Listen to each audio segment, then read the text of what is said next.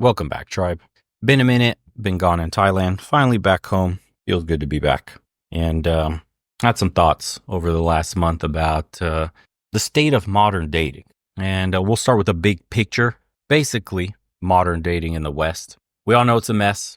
And if you're a man trying to navigate that, you probably notice some things off. Yeah, you're being gaslit by the mainstream media, by social media. Women seem a bit different, especially when you go overseas. You start to notice it's a stark contrast. We've all talked about it plenty of times. You've seen all the videos. I'm sure you have. The rules have changed. And honestly, it feels like the game is kind of rigged against you. Now, I'm not here to bash women. That's not the point. But I am here to tell you the truth, the raw and filtered truth. And that pisses a lot of people off about what's actually going on. It doesn't necessarily have to be from a red pill perspective, but the dating world we're living in is the result of what it feels like social conditioning, feminism, and some seriously delusional standards, like all rolled up into one. And if you don't understand how we got here, you're going to keep spinning your wheels, frustrated and confused. So let's break it down. Let's talk about why women seem so entitled and how feminism completely rewired the system. And why so many women have standards that, let's be honest, are completely out of touch with reality. I'm not the only one singing this tune. There's like millions of men that talk about this exact issue. So we'll have to start by addressing the first issue. The elephant in the room is the entitlement. You've seen it. You probably experienced it. A woman ghosts you, flakes on plans, acts like you're lucky to even be in her presence. And you're left wondering, like, what the hell? Why does she think she's that special? And here's the thing, actually, counterintuitively, it's not entirely her fault. It's the system. And this is what I've been saying for a long time. The sexual marketplace is rigged itself. In the quote, red pill world, there's a lot of talk about the sexual marketplace. And the deal is this. Women hold the power when it comes to sex. Men hold the power when it comes to commitment. That's just how it works. But here's where it gets messed up. With dating apps and social media, women's perceived value has gone through the roof. And think about it. An average woman can be on Tinder and get hundreds of matches in a day. And we're talking hundreds. Meanwhile, the average guy is lucky if he gets a handful. And that's saying it nicely. Well, there's a lot of dudes that have reported not getting matches for months. This creates an illusion of abundance for women. They're drowning in attention and it inflates their egos.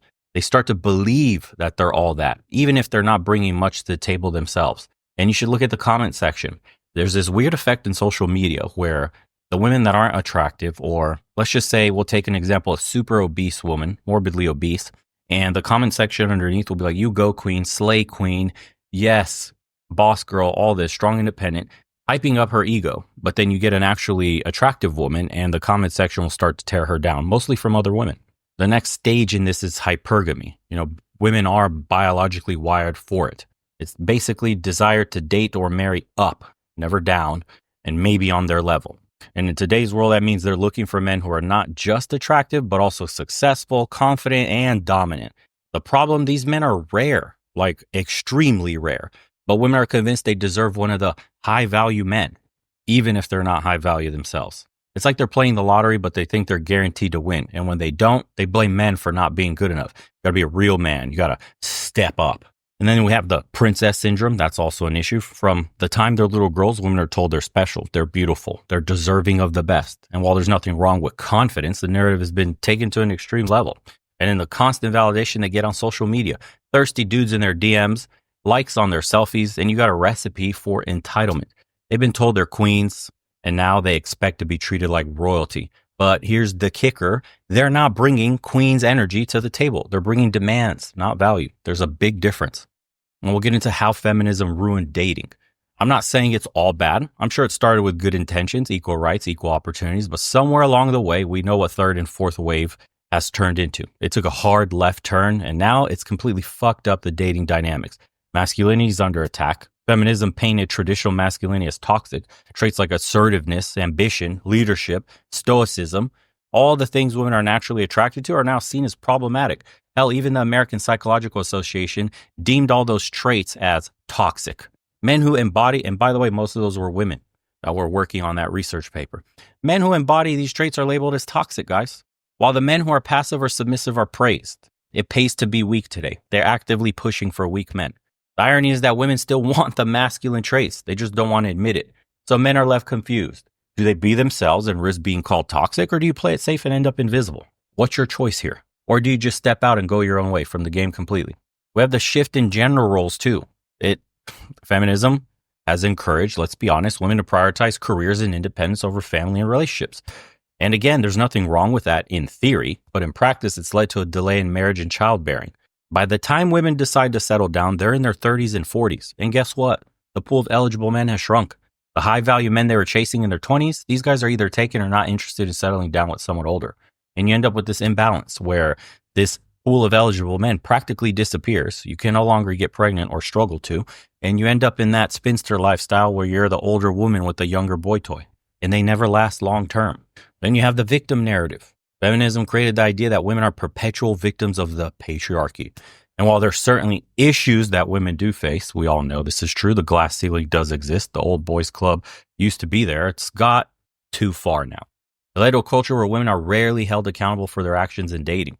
A woman can ghost you, flake on plans, treat you like shit, and society excuses it. Oh, she's just been hurt before. Oh, she's protecting herself. Meanwhile, men are expected to just suck it up and keep trying. But if you do the same things, if you ghost a woman, you're an asshole. You're a piece of shit. Men are toxic. The double standard is there, man. And it's annoyingly enforced by society as a whole, even men. And let's get into the delusional standards. And this is where it gets super frustrating for everybody. It's the 666 rule, right? 6 feet tall, 6-pack, 6 figures.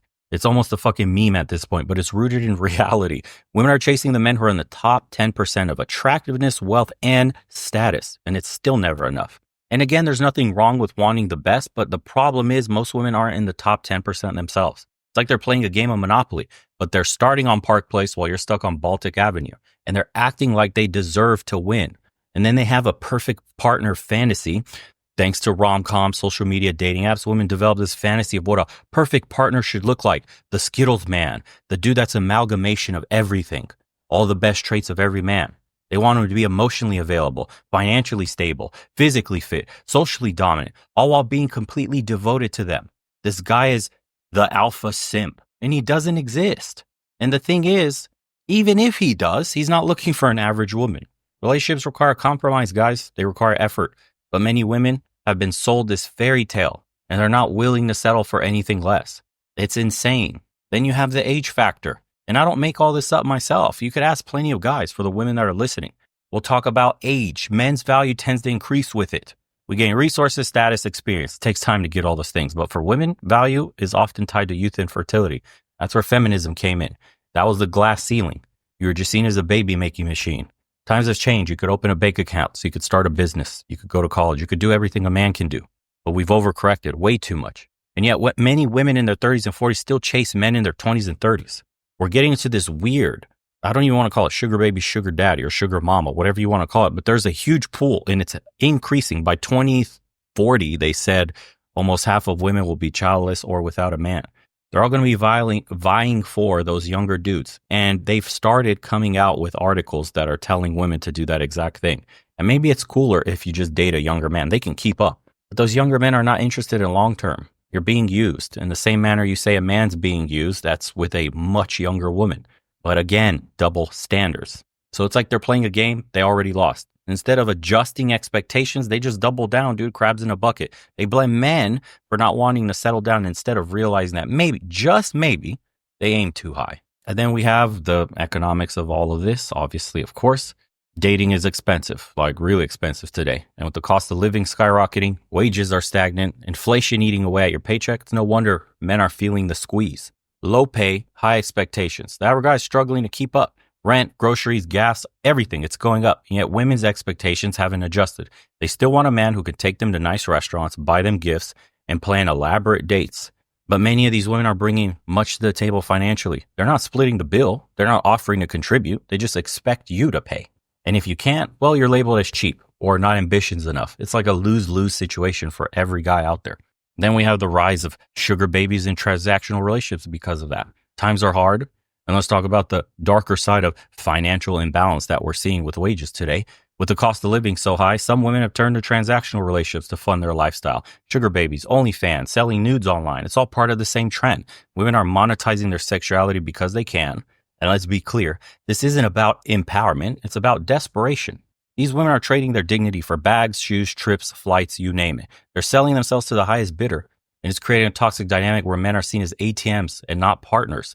It's the opposite of what men are doing when they're watching porn and then sexualizing a woman. Every woman they see becomes just a piece of meat because that's what they're used to. Every man a woman sees is now becoming essentially an ATM to extract resources from. It's a disgusting trend on both sides of the aisle.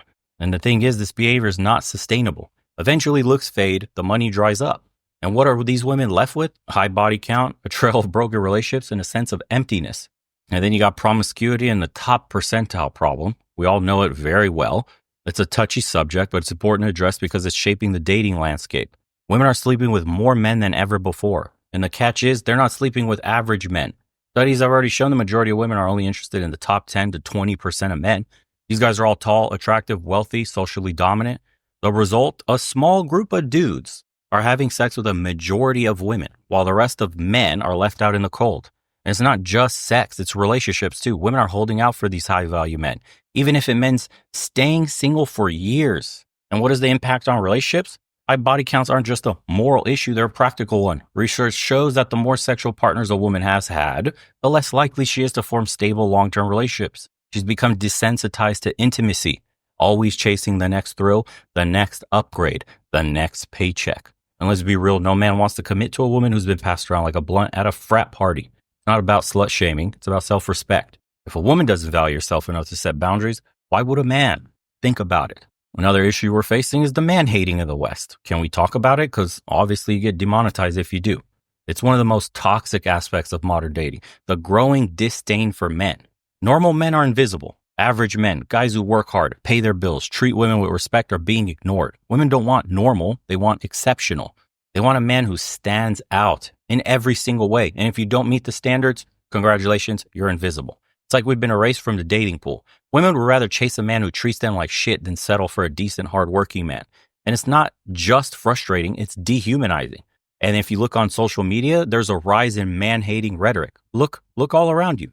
From traditional mainstream media to social media to dating apps to everything you're constantly consuming. Men are portrayed as villains or toxic or oppressive. We're the reason women are unhappy. And this narrative is seeping in real life. Women are being taught to loathe men and see us as the enemy. It's creating a culture of hostility and mistrust.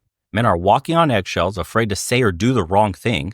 And women, they're becoming more entitled, more demanding, and more disconnected from reality. And they have the power because the courts, the system backs them. One word from a woman can ruin your life today. And the double standard. Women can hate men all they want, but the moment a man criticizes women, he's labeled as misogynist. The double standard, that's completely unfair. How many things have you seen on I can't even repeat some of the things that are still left up on social media that women have said. And men are just expected to accept women as they are, flaws and all. But women are allowed to demand perfection out of a man. And if you dare point this out, you're canceled. You're the bad guy. It's a lose-lose situation. And I'll talk about the alternative because it's becoming mainstream year after year, more and more talked about. They're starting to do specials on it, reports on the news. And because for a lot of men, the solution to this mess isn't the West, it's abroad. And I'm talking about foreign women. Obviously, you already know, whether Eastern Europe, Asia, Latin America, or elsewhere, they offer something that's becoming increasingly rare in the West. A return to traditional values, mutual respect, and a genuine desire to build a life together. So number one on that list would probably be something like family values and long-term mindset. Foreign women prioritize family. We know this. They want to build a life with a man, raise children, create a stable home. They're not delaying motherhood until their 30s or 40s. They're ready to start a family in their prime, and they're looking for a man who can provide and protect. Compare that to a Western woman who often treat motherhood as an afterthought, something to consider only after they've lived their best life. And also, let's be honest, they have lower body counts and typically traditional values. Just being honest, foreign women tend to have much lower body counts. They see sex as something sacred, something to be shared with a committed partner. They're not out there sleeping with the top 10% of men or chasing validation or treating sex like a handshake or a casual hobby. This makes them far more likely to develop deep, meaningful connections with their partners. That's just being honest, man. Ask any man that's traveled. And they have practical skills and domesticity. Let's be real. Many foreign women actually know how to cook, clean, and take care of a home. It was bred into them because they had to do it under their mother's guidance or grandmother's guidance. They take pride in creating a warm, welcoming environment for their families.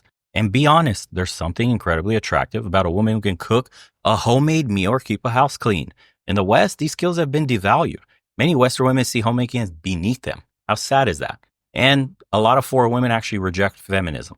Foreign women don't see men as an enemy. They don't view relationships as a power struggle. They just want to find a good man, build a life together, create something meaningful. They respect masculinity. They value commitment, and they're not playing games. So what's the takeaway here? Modern dating in the West is broken, and that's an understatement. Women are entitled. Feminism has tipped the balance in one direction, extremely so. And the cost of living, degenerate behavior, and promiscuity have made things even worse.